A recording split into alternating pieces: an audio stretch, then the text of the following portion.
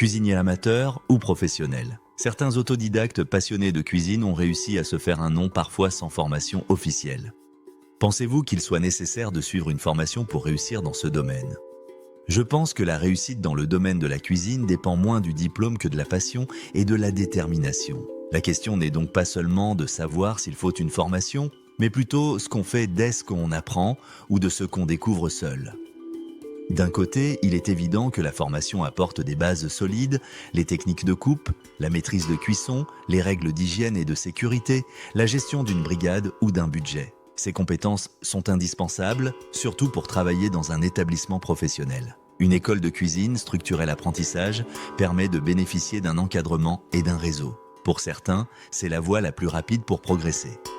Mais d'un autre côté, la passion peut parfois remplacer l'école. Beaucoup de grands chefs autodidactes ont commencé comme simples amateurs. Ils ont appris par curiosité, en testant, en goûtant, en observant. Cette liberté d'expérimenter leur a permis d'innover sans être enfermés dans des règles strictes. C'est souvent ainsi qu'on crée un style original. Un autodidacte n'a pas peur de se tromper. Il apprend de ses erreurs, il développe une intuition que les formations trop académiques n'encouragent pas toujours.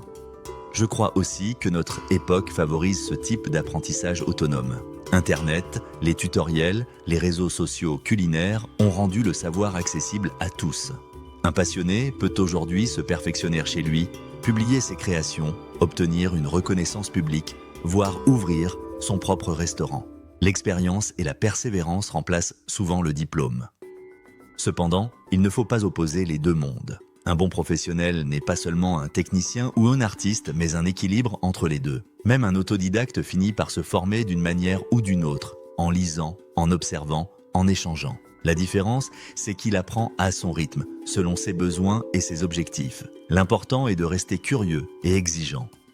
Pour ma part, je dirais qu'une formation peut accélérer le parcours, mais qu'elle ne garantit ni le talent ni la réussite. Ce qui fait un vrai cuisinier, c'est la capacité à surprendre, à émouvoir, à partager. Et cela, aucune école ne peut vraiment l'enseigner.